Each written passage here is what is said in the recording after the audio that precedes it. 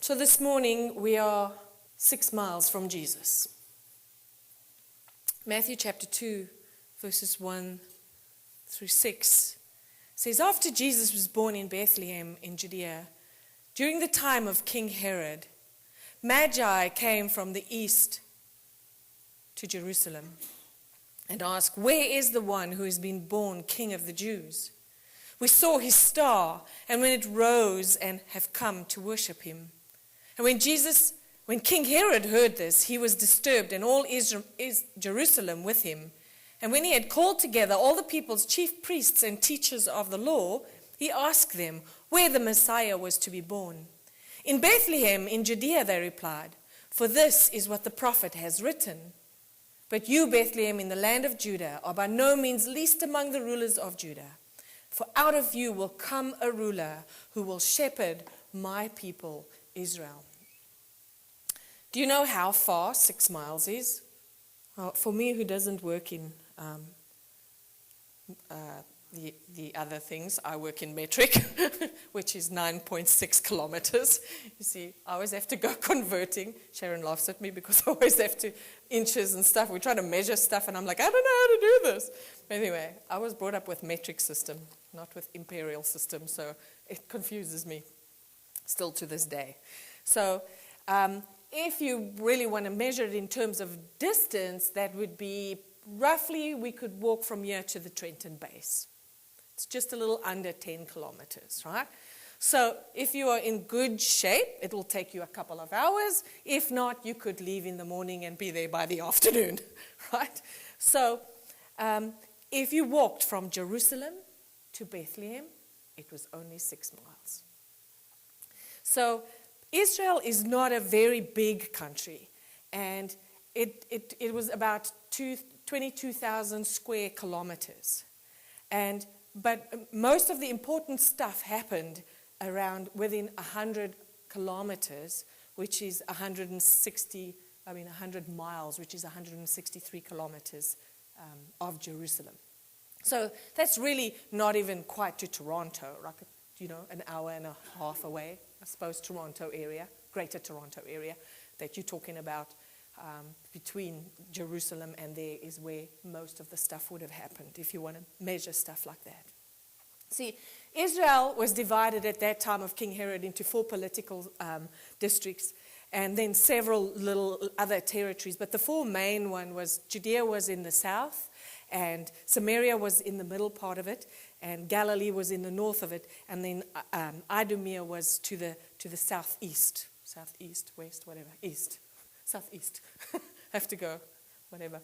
So Micah 5:2 tells us that prophecy that we read this morning, that, but you, Bethlehem, in the land of Judah, are by no means least among the rulers of Judah, and out of you will come a ruler who will shepherd my people Israel. So he prophesied that Judea, as they say it here, is also Judah, as it was known as the birthplace of Jesus. So Herod the Great, he was the ruler over all these political districts. And he was actually even given the title by the Romans, not by the Jewish people, as the King of the Jews. So the Jewish people never accepted him as one of their king because he never came from the line of David. Right? Now, King Herod knew that he was not a true king of the Jews. He was not truly a king. He was appointed. He really didn't inherit this title or anything. So he was always fearful of people. He was a paranoid person. In actual fact, he was so cruel, he killed one of his wives and several members of his family because he was so paranoid about people taking over his power, right?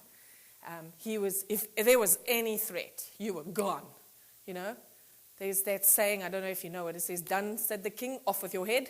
I think it applied to Herod, right? So, because he would be like, you're done. You're a threat to me, I'm done. You're done. You're out of here, right? So, and he was, although Herod did good things for the Jewish people, because he kind of like sucked up to them, and he rebuilt the temple and did a really good job of it. But because he didn't want to mess with the Jewish people, because he knew in his heart of hearts who their God was, right? I think he was well aware of if the Jewish people revolted, there would be problems. But anyway, he never really quite found favor, but the Jewish, they tolerated each other for political reasons and the reasons that they should so. So when we read the scripture passage this morning, I personally have lots of questions. First of all, I would be asking, who were the Magi? Who were these people that came from the east? Where did they really come from? Were they part of the remnant of Israel that were left in Babylon? How far did they really journey? And how many were there? I mean, we've always told there's 3, but we really don't know. There could have been more. There could have been less, for all we know. And what was the star? Like, what star did they see? How did they see the star? What did it look like? And how did it show them? How did it lead them? Is it like the way that God led the people in Israel, in the desert? Was it extra bright at night? And then they slept in the day? Like, how did that work, you know? And why did they come to worship the King of the Jews? Were they that remnant of Israel that were aware of the prophecies that had come through the scriptures, and they were awaiting this Messiah because they knew about that, right? And I mean, why was this whole city just disturbed about this news, right? So one question that this text really doesn't answer is, why didn't the Jewish leaders go to Bethlehem? Because when we read this text, we see that the Magi came to inquire where this Messiah was. So they were looking for Bethlehem. And the Jewish leaders go, oh yeah, you're supposed to be born in Bethlehem, 6 miles down the road. Off you go, right? They didn't clue in that this was the Messiah. They knew it, but they didn't know it, right? So the Jewish people did know several things. They did know that in Genesis 3:15 it said he would be born of the seed of a woman. They did know that he would be a descendant of Shem, where Genesis 9 tells us that. They did know that he would be of the seed of Abraham. We see that in Genesis 12. They did know that he would be a descendant of Isaac in Genesis 22. They did know that he would be a descendant of Jacob in Genesis 28. And they said that he would be a tribe of the Judah. In Genesis 49, we see that. And then that he would be a son of David. He would be in the Davidic line of heirs. And that we see in Samuel 7. And then they also say in Isaiah, there's foretold that he would be born of a virgin and he would be born in Bethlehem, which Micah, we read about this morning, tells us, right? So just in summary, they said he would be a Jew, he would come from the tribe of Judah, he would be a descendant of David, he would be born in Bethlehem, and he will be born of a virgin Mary. Of a virgin, not Mary. The name came afterwards, right? So, when Herod asked the Jewish leaders where the Messiah was born, if we look in the scriptures, they immediately answered him. They didn't have to go look in their books. They didn't have to do a 50-50 question, phone a friend. They knew where he was born. They said immediately, Bethlehem, the prophet Micah, because they knew what the prophets had prophesied. They were well acquainted with the Old Testament. They knew exactly what they were going to do. So the question is, why didn't they go? Why didn't they take the Magi to Bethlehem? Why didn't they follow them and go and see this Messiah? You know? So, you know why? This is my conclusion. It's not the truth, right? It may be the truth, but you can take it which way you want. Their knowledge made them intellectually lazy. Because sometimes we can have the knowledge. We can learn and be smart and have this book and listen to this theologian, do this person and that person, and be so smart and have so much knowledge in us, but never acknowledging the truth. Right? We can see the Messiah born 6 miles away, but yet never go visit him. We can know the Bible back to front. We can claim to be knowledgeable, learned, go to Bible study after Bible study, prayer meeting after prayer meeting, but not truly have a knowledge of who the Messiah is. Or even have a desire to follow the Messiah. Right? We can be intellectually lazy. You need to come to a point where you decide for yourself what is the answer. Not sending the Magi because I know it said so in that book. It tells you in the Bible, people, that you need to blah, blah, blah, blah. But if I live my life not following that, how is that going to be honoring to God? Secondly, their religion made them spiritually indifferent. Well, I'm a Nazarene and I go to the Church of the Nazarene and this is what we do. And I'm a Baptist and we go to the Baptist church and this is what we do. And us Catholics, we know it all, you know nothing.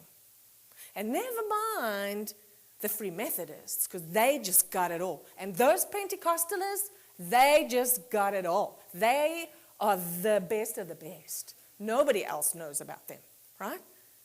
So our religion makes us spiritually indifferent in the world. So it is very easy for us to play by the rules, because whatever church we attend, but yet we keep Christ at arm's length. I go to church. I sit and listen to Pastor Charmaine waffle on for 20 minutes, 25 minutes on a Sunday morning. I am holier than thou. But personally, it's of no benefit to me, because I've read lots of books and she doesn't know what she's talking about. And I know more than her anyway. Right? We can have those attitudes. We can be spiritually indifferent. And then our backgrounds can make us culturally arrogant. You see, the Jewish people, more likely than not, had the attitude of, who are you guys? Like, what do you mean you've come from the east to see this Messiah? Where did you get this information from? And how come you saw the star and we never saw the star because we're the chosen nation? Like, we are the Jews. Like, where do you come off telling us what to do? Like, seriously? You want to go see the Messiah? He's supposed to be in Bethlehem because Micah the prophet said so. You go the 6 miles, bud, because I'm staying right here because I'm studying the Bible. I'm looking at the Word. Right? So we can be arrogant about where we are, because you're not of my culture. I don't understand where you're coming from. You are different to me. And I'm not going to do this for you. Right? Charles Spurgeon, who is one of my favorite writers, he remarks about the Jewish leaders in this way. He says, those who should have been leaders were no leaders. They would have not even been followers of that which is good, for they had no heart towards Christ. So what he's saying is the leaders were no leaders. And they wouldn't have even made good followers, because they never had a good heart towards Christ. Their hearts were not in the right place. They never opened their hearts. We sang, open the eyes of my heart, Lord, today. And this is what we need to be doing, right? See, 6 miles, and none of the scribes cared enough to go and check out the rumor that the long-awaited Messiah had been born. 6 miles from Jesus. 6 miles from salvation. 6 miles from forgiveness. 6 miles from eternal life. They were too busy studying the Bible for themselves to go and see. They were too busy with the business of the church of the day to go and see for themselves. You see, when I read Matthew 2, there's another fact that strikes me above all others, is everybody involved here had the same basic information. They all knew that a baby had been born in Bethlehem, and they all knew who the baby was. But Herod, he knew, and he tried to kill him. The scribes knew, and they ignored him. The wise men knew, and they worshipped him because they were wise. Right? The Bible scholars knew the answers to the questions. They knew that this Messiah would be born in Bethlehem, but their knowledge actually condemned them. All the more because nothing about the truth they knew. You see, it's possible for us to know a whole lot, but still miss the truth. So C.S. Lewis said it like this: look for yourself and you will find the long run. You will find in the long run only hatred, loneliness, despair, rage, ruin, and decay. But look for Christ and you will find him, and with him, everything else will be thrown in. That's worth repeating. Look for yourself and you will find in the long run only hatred, loneliness, despair, rage, ruin, and decay. But look for Christ and you will find him, and with him, everything else is thrown in. Moody tells of a story that an incident that he had with Rose Kennedy, which was Jackie Kennedy's mother, the old lady Kennedy. And she had a baby that was born severely handicapped. And she was sitting in one of his services the one day, and he had preached about making our heart a manger where the Christ child can be born. And she went up to him after the service and privately explained to him that she had made her heart a manger where the Christ child could be born years before. After this child was born, she was very angry at God. And she took it out on him, and she wouldn't have anything to do with him because she couldn't understand why God would give her a child like that. And her husband were big in politics, and the one day they were going to go to an event, and they decided to not go because she wasn't quite sure about what would come out of her mouth if somebody asked her about her child. She was that angry. And so they decided to stay home. So one of her maids turned around and said to her, Mrs. Kennedy, all you have to do is pray this prayer. Oh Lord, make my heart a manger where the Christ child can be born. And she fired that maid on the spot because she didn't want to hear that. She said, but later that night I woke up in my bed and I was sobbing. And she said, I knelt on my knees and I prayed that prayer. Lord, make my heart a manger where the Christ child can be born. You see, life throws us curveballs. Life is hard. Life, excuse my French, sucks sometimes. I don't think that's a French word, by the way, but you know. It's hard. It's tough. And we can be angry. And we can take it out on God, and we can take it out on each other. And we can be mean to each other. We can even be nasty to each other. We can hurt each other's feelings. All in the name of our own hurt. Because hurting people hurt people. Right? We know this.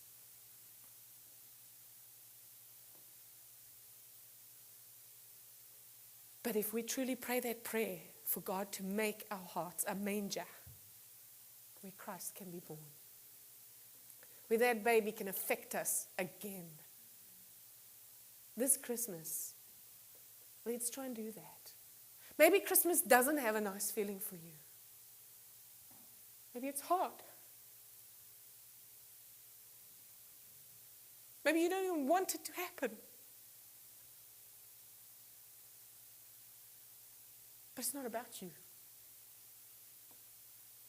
It's about God asking you to soften your heart, to accept Jesus Christ, and let him change your life. Let him change your attitude. Let him change the way you see life. Let him soften you, because the Christ child, that beautiful baby, came to live and to die for us. So gracious God, I pray that you will make my heart a manger where Christ can be born. Father, let me walk the 6 miles. Let me not miss it this season. Let me not be wrapped up in myself. Let me not be holier than thou. Let me not forget to stop and remember that Jesus Christ is the reason for this season. Be thou my vision, God. Be thou my vision. Show me, Father, in the areas that I lack. Fill me, God, where I am empty. And draw me close to you. So, Lord God, as we go our separate ways, may we just ponder these thoughts today of how we can make our hearts that manger and how we can walk those 6 miles to meet Jesus, to find out about him, to make him our own. I ask this in your name.